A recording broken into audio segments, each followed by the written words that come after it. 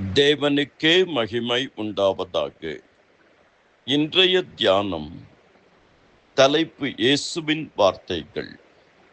வேத பாடம் மத்தேயு 11:28 முதல் 30 வரை. வருத்தப்பட்டு பாரம் சுமக்கிறவர்களே, நீங்கள் எல்லாரும் என்னிடத்தில் வாருங்கள், நான் உங்களுக்கு இளைப்பாறுதல் தருவேன். நான் சாந்தமும் மனத்தாழ்மையுமாய் இருக்கிறேன். என் நுகத்தை உங்கள் மேல் ஏற்றுக்கொண்டு என்னிடத்தில் கற்றுக்கொள்ளுங்கள். அப்பொழுது உங்கள் ஆத்துமாக்களுக்கு இளைப்பாறுதல் கிடைக்கும். என் நுகம் மெதுவாயும் என் சுமை லகுவாயும் இருக்கிறது என்றார். இயேசுவின் வார்த்தைகள். தலைப்பு: 4 காரியங்கள் நாம் தியானிக்க இருக்கிறோம். ஜெபம் செய்வோம். பரலோக பிதாவே, சர்வ வல்லமையுள்ள எங்கள் மகாபெரிய தேவனே, சேனைகளின் கர்த்தர் பரிசுத்தர் பரிசுத்தர் பரிசுத்தர் என்று ஓயாமல் போற்றப்பட்டு கொண்டிருக்கிற எங்கள் அன்பின் ஆண்டவரே, அப்பா பிதாவே, அருமை இரட்சகரே, இந்த நாளை காண கொடுத்த மகாபெரிய கிருபைக்காக நன்றி செலுத்தி ஜெபிக்கிறோம். ஒவ்வொரு நாள் காலை வேளையிலும் உம்முடைய கிருபைகளும் இரக்கங்களும் மகா பெரியது, புதியதப்பா. கர்த்தர் நல்லவர், கர்த்தர் வல்லவர், கர்த்தர் போதுமானவர், கர்த்தர் இரக்கம் நிறைந்தவர், கர்த்தர் மனதுருக்கம் உள்ளவர். ஹalleluya, ஹalleluya, ஹalleluya. ஆண்டவரே, இந்த காலை வேளையிலே பிரேயர் வாய்ஸ் சாட் குழுமத்தில் இருக்கிற ஒவ்வொருவரையும் மனமாற வாழ்த்தி ஆசீர்வதிக்கிறேன். தனிப்பட்ட வாழ்க்கை, குடும்ப வாழ்க்கை, ஆவிக்குரிய வாழ்க்கை, சமுதாய வாழ்க்கை, உலக வாழ்க்கை, கலாச்சார வாழ்க்கை ஆசீர்வாதமாக இருக்கட்டும். யார் யார் என்னென்ன விண்ணப்பத்தோடு உம்மிடத்தில் வருகிறார்களோ அத்தனை விண்ணப்பத்தை கேட்டு பதில் கொடுங்க. இயேசுவின் நாமத்தில் வேலையில் அநேகருக்கு பிரச்சனை இருக்கிறது. அந்த வேலையில் இருக்கிற பிரச்சனையை தீர்த்து வையுங்கப்பா. பல வருடம் திருமணமாகி குழந்தை பாக்கியம் இல்லாதவர்களுக்கு கற்பத்தை தொட்டு கனியை கொடுங்க.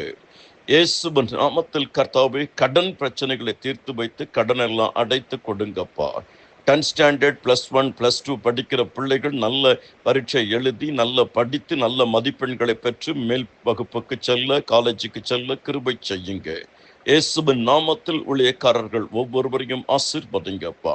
உம்முடைய ஊழியத்தை சேர்வுகளை ஆசீர்வதிங்க. இயேசுவின் நாமத்தில் ஊழியக்காரர்களுக்கு சொந்த இடம் இல்லாதவர்களுக்கு சொந்த இடத்தை ஆண்டவரே நீர் தாமே வாங்கி கொடுங்க, கட்டி கொடுங்க. அவர்களுக்கு வாடகை கொடுப்பதற்கு ஒத்தாசை செய்யுங்க. அவர்கள் சபைகளில் நடக்கக்கூடிய எல்லா விசேஷித்த ஆவிக்குரிய நிகழ்வுகளில் உம்முடைய கரம் கூட இருக்கட்டும். என் சமூகம் உனக்கு முன்பாக செல்லும், நான் உனக்கு இளைப்பாறுதல் தருவேன். சபையின் வாலிப பிள்ளைகளை ஆசீர்வதிங்க. இந்த குழுமத்தில் இருக்கிற அத்தனை டீச்சர்ஸ்மாரை ஆசீர்வதிங்க. ஒரு நம்பிக்கையோடு ஆடியோ மெசேஜை கேட்கிற ஒவ்வொரு வாழ்க்கையிலும் நல்லதே நடக்கட்டும். இந்த ஜெபத்தை கேளுங்கப்பா, ஆசீர்வதிங்க. அதிசயங்களும் அற்புதங்களும் நடக்கட்டும். ஆமேன், ஆமேன். கர்த்தருக்குள் அருமையானவர்களே, 4 காரியங்கள் நாம் தியானிக்க இருக்கிறோம். முதலாவதாக, என் இடத்தில் வாருங்கள். வருத்தப்பட்டு பாரம் சுமக்கிறவர்களே, நீங்கள் எல்லோரும் என்னிடத்தில் வாருங்கள். அதாவது, கர்த்தர் மேல் உன் பாரத்தை வைத்துவிடு, அவர் உன்னை ஆதரிப்பார். கர்த்தர் மேல் உன் பாரத்தை வைத்துவிடு என்றால் அவர் மேல எல்லா வருத்தத்தையும் போட்டுவிடு, எல்லாவற்றையும் அவர் பாதத்திலே எரிந்து விடு. ஏற்ற காலத்தில் தேவன் உங்களை உயர்த்தும்படி அவருடைய பலத்தை கைக்குள் அடங்கியிருங்கள். அவர் உங்களை விசாரிக்கிறவர் ஆனபடியால் உங்கள் கவலைகளை அவர் மேல் வைத்து விடுங்கள். உங்களுடைய சொந்த கிரியைகள், சொந்த முயற்சிகள், உங்களுடைய சொந்த நம்பிக்கை எல்லாவற்றையும் விட்டுவிட்டு ஆண்டவர் பாதத்தில் வாருங்கள். கர்த்தர் கிரியை செய்வார். ஆண்டவர் பாதத்தில் நீ வரும்போது அவரிடத்தில் வாருங்கள். எல்லாருக்கும் ஒரே விதமான வருத்தம் இருக்காது, பாரம் இருக்காது, தேவைகள் இருக்காது. ஒவ்வொருத்தருக்கும் ஒரு விதமான வருத்தம் இருக்கும், பாரம் இருக்கும். அவரிடத்தில் வாருங்கள், என்னிடத்தில் வாருங்கள் என்று சொல்லுகிறார். நாம் அவரிடத்தில் வரும் பொழுது நீங்கள் ஒன்றுக்கும் கவலைப்படாமல் எல்லாவற்றையும் குறித்து சுஸ்திரத்தோடு கூடிய ஜபத்தினாலும் வேடினாலும் தேவனுக்கு தெரியப்படுத்துங்கள். இரண்டாவது, ஏற்றுக்கொள்ளுங்கள் என்று அழகாக சொல்லுகிறார். என் நுகத்தை உங்கள் மேல் ஏற்றுக்கொள்ளுங்கள். முதலாவது வாருங்கள், இரண்டாவது ஏற்றுக்கொள்ளுங்கள். ஆண்டவருடைய நுகம் மட்டும்தான் எந்த பாரம் இல்லாதது. ஆண்டவருடைய நுகம் மட்டும்தான் லேசானது. ஆண்டவருடைய நுகம் மட்டும்தான் ஒரு திட்டத்தோடு இருக்கும், ஒரு நோக்கத்தோடு இருக்கும். ஆதலால் என் நுகத்தை உங்கள் மேல் ஏற்றுக்கொள்ளுங்கள். ஏன்? என் நுகம் மெதுவா இருக்கும், லகுவா இருக்கும், காரியங்களை வாய்க்க பண்ணும். நான் உங்களுக்காக திட்டம் வைத்திருக்கிறேன் என்று சொல்லுகிறார். மூன்றாவது, என்னிடத்தில் கற்றுக்கொள்ளுங்கள், வாருங்கள், ஏற்றுக்கொள்ளுங்கள், கற்றுக்கொள்ளுங்கள். நாம் கற்றுக்கொள்ள வேண்டும் என்று கர்த்தர் விரும்புகிறார். கிறிஸ்துவ வாழ்க்கை என்பது கற்றுக்கொள்ளக்கூடிய ஒரு வாழ்க்கை. ஆதலால் கர்த்தர் சொல்லுகிறார், நீங்கள் கற்றுக்கொள்ளுங்கள் என்று சொல்லுகிறார். நாம் கற்றுக்கொள்ளும் பொழுது கர்த்தர் நம்மை அபரிமிதமாக ஆசீர்வதிக்க வல்லவராக இருக்கிறார். ஆதலால் நாம் கற்றுக்கொள்ளுவோம்.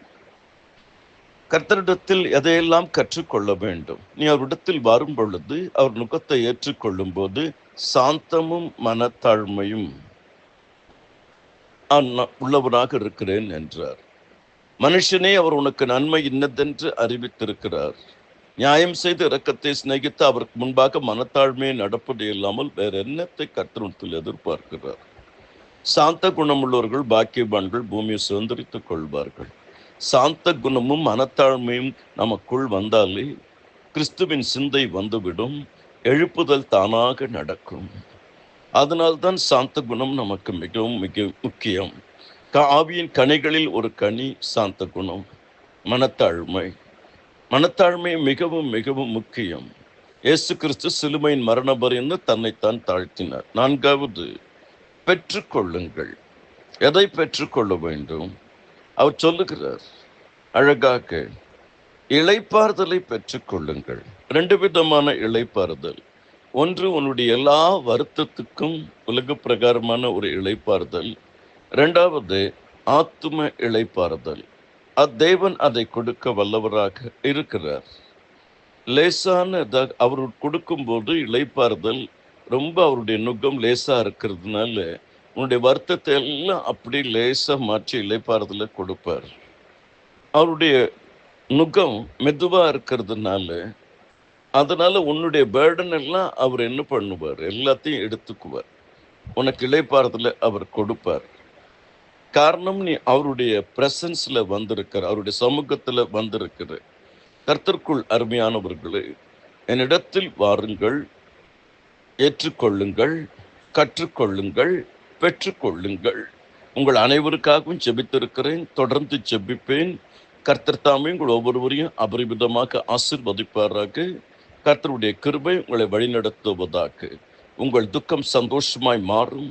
உன் கண்ணீரை கண்டேன், உன் துக்க நாட்கள் முடிந்தது. இன்று காண்கிற எகிப்தினை என்றைக்கும் நீ காண மாட்டாய். கர்த்தர் எனக்காக யாவையும் செய்து முடிப்பார். அவருடைய கிருபை என்றும் உள்ளது. ஆமேன்.